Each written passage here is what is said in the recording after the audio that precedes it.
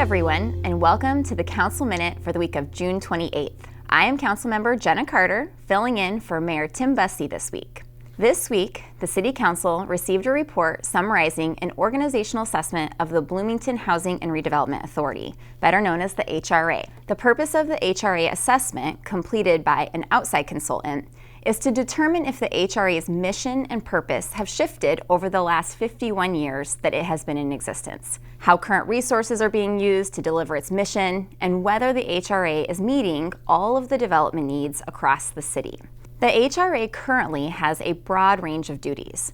It provides the full spectrum of housing services, from homelessness to vouchers to home ownership, and it's responsible for redevelopment throughout the community, except in the South Loop area where the Port Authority operates. The recommendations in the assessment suggested that the HRA should focus primarily on the continuum of housing, which encompasses housing stability, housing assistance, home ownership opportunities, and affordable housing, and less on redevelopment, while moving the majority of citywide multifamily and commercial redevelopment assistance and business and economic development into the Port Authority.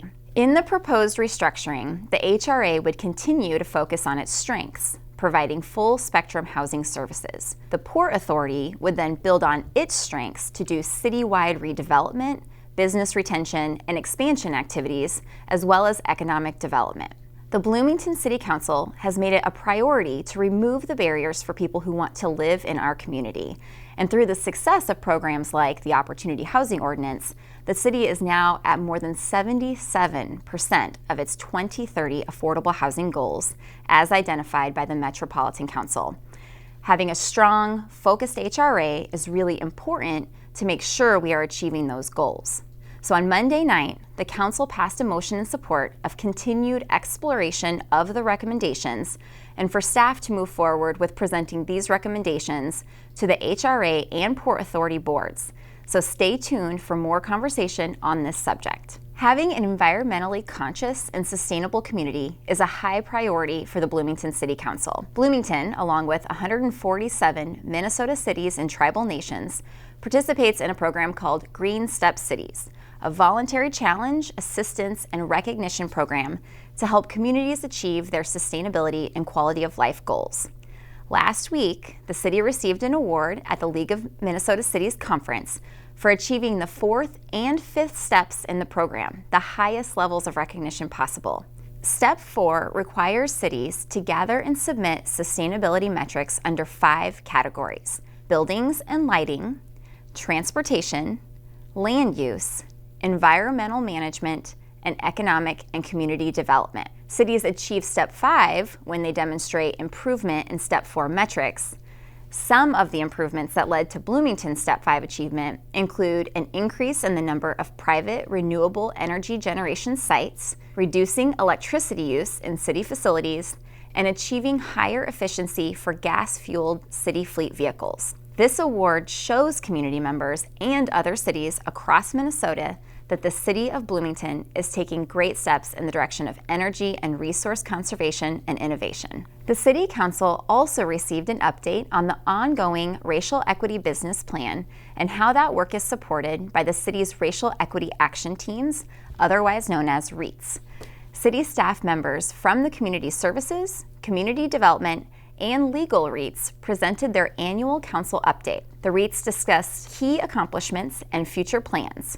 Bloomington's work to advance racial equity focuses internally and externally. The Community Development Department highlighted equity-centered amendments to several initiatives. Internal efforts focus on workforce, culture, city practices, and programs. Examples of that work include the city's rental housing code and increased support for small businesses, including highlighting Black, Indigenous, and people of color-owned businesses. External work is focused on capacity building and disparity reduction, as demonstrated by our recent efforts to launch a small business resource center. In the upcoming year, the Community Development REAT will prioritize workforce development and begin utilizing an equitable development scorecard. The Community Services Department highlighted the city's participation in the Just Deeds Coalition. As a Just Deeds Coalition participant, the City of Bloomington is working with volunteer experts to help the 500 owners of Bloomington properties with discriminatory covenants discharge the covenants from the property's legal title. The Community Services REIT also discussed the success of the Maternal Early Childhood Sustained Home Visiting Program, otherwise known as MESH, in the Public Health Division. The MESH program allows nurses to collaborate with families to deliver services to enhance maternal and child outcomes, such as promoting preventative care and safety to reduce emergency room visits and child protection services involvement. The Legal Department Racial Equity Action Team highlighted the implementation and early success of the new diversion program and Justice Point partnership. Justice Point's diversion program is a voluntary second chance program for individuals involved in the criminal justice system.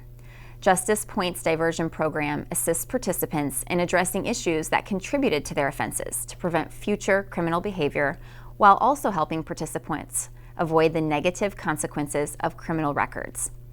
This program offers diversion opportunities for misdemeanor and gross misdemeanor offenses with the Bloomington City Attorney's Criminal Division. In the upcoming year, the Legal REIT will launch a series of outreach and engagement initiatives designed to increase community presence and partnership.